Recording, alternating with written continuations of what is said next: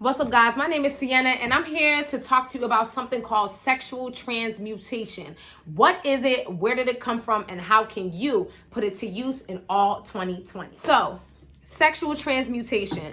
I love saying it. You may not have heard it before, but I love to say it, so let's say it again. Sexual transmutation. I love it. So, what is sexual transmutation and where did it come from? So I'm an avid reader and I was reading a book, I've read it several times, called Think and Grow Rich by Napoleon Hill. And in later chapters, he starts to talk about ways to actually behave and things to do to make yourself become rich. Not just by thought, but now actions as well. So one of the chapters is entitled Sexual Transmutation. Of course, that makes you very curious about like, well, what is that? What is it about? Why does this work? And how can I utilize it? So he starts to talk about how sexual energy is the most inspired, the most creative, the most fiery, the most innate, just the most powerful energy that we have access to literally at all times, right? I know I can be horny at a random drop of a dime, so that shows you that we have access to that energy anytime we want. So what Napoleon Hill tells us about that sexual energy is that you can harness it and use it towards something that you want to do or be or have or desire. So what are some instances that we've seen that in our day-to-day life, right? So a good example of someone that uses sexual transmutation are athletes. Boxers, for one, utilize sexual transmutation all the time. I've definitely heard Mike Tyson talk about how he was utilizing sexual transmutation at one point, keeping that sexual energy within himself and focusing it on that one particular fight, as opposed to when he didn't care and he was running off doing whatever he was doing, messing with this one and that one, and what the outcome of his fight ended up being. So definitely it's something to help you focus.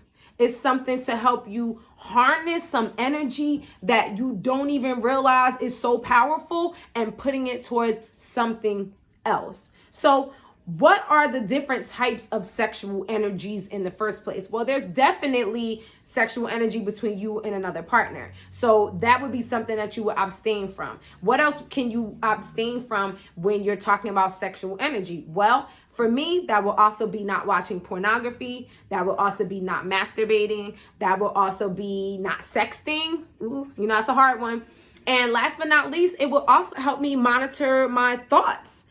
Because a lot of times I can find that my thoughts are maybe going towards something sexual or intimate, or beginning to plan some sort of, interaction with my partner and all of that. And that is a wonderful thing. And even now, as I'm talking about, I can feel the heat beginning to rise inside of myself. So that alone shows you how quickly we have access to it and how powerful it is. So how can we now take that same energy and put it towards something that we actually want to have or do or be or desire? So I'm talking about the different types of sexual energy, but now I want you to actually think about how we can use all of that creative, inspired, powerful energy towards something that we really want to do or be or have in the world, something that we might even want to fix. So that leads me to a way that we can actually change our world by using sexual transmutation.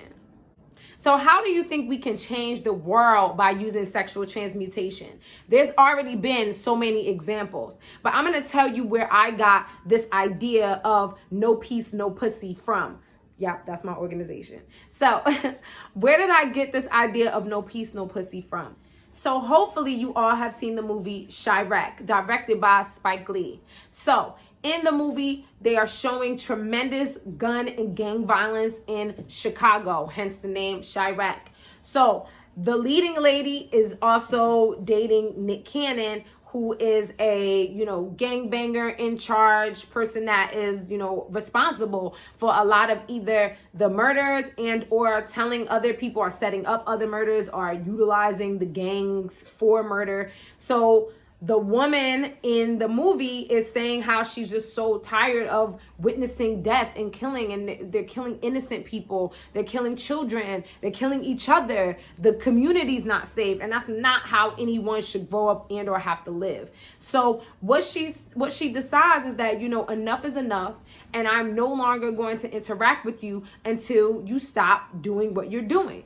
So what she does is get other women on board. And before she even decides that a sex strike is the way in which she's going to change the world or change her world in this respect, she starts to do a little bit of research.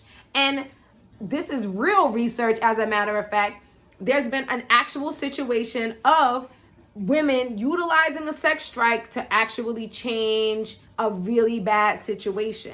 So due to the leading lady's research, she finds out that the Liberian War was ended due to help from a sex strike.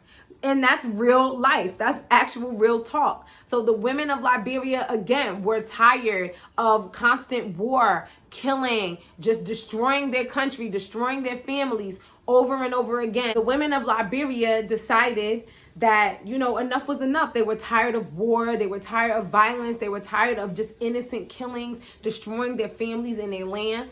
So they told the men, until this war ends, there'll be no more sex. So a lot of times it's read as a peace strike, but it's actually considered a sex strike. So the women held out as long as they needed to until there was beginning of talks of ending the war, until eventually they ended the war. They also did protests. They also put together other programs to try to help women and children and people that have been affected by the war. But most of it was, until this war ends, you're not getting any ends. So the female lead decides that this is the tactic she's going to use. She starts to reach out to the other women in the community, and then eventually to the women of the world, to say, you know what, until this ends, until this gun violence ends, there'll be no more pussy. And what they actually say while they're on protest is no peace, no pussy. Hence the name of my organization, No Peace, No Pussy. So I wanted to just talk to ladies today about how we can use this energy, this sexual energy that they all want. Men want so badly. This is what they want, y'all, and you know it without a shadow of a doubt.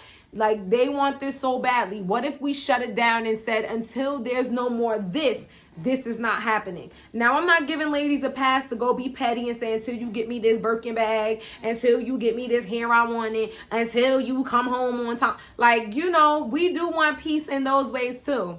But I want us to take a look at how we can actually affect some change in the world, in the greater community, in the greater good of the world. How can we do that? For instance, January is Sex Traffic Prevention Month.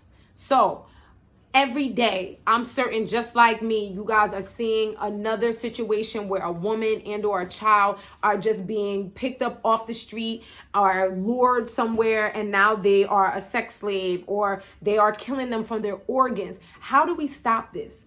Whose responsibility is it really? If not you, then who?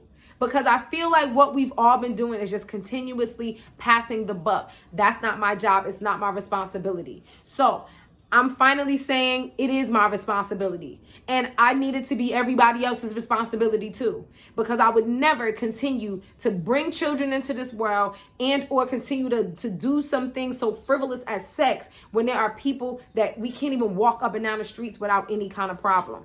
There's a group of women right now that have decided that they are no longer engaging in sex and no longer having any children or bringing children into the world until the government makes some real changes about the policies towards climate change. Now, let's think about what Greta Thunberg has been running around the world trying to tell us about climate change. We see that it's real. It's something that we see. Our animals are suffering. Our environment is suffering. We are suffering, right? All of these things are happening to us, and the powers that be don't give a damn. So how do we make them give a damn? And who are the powers that be at that?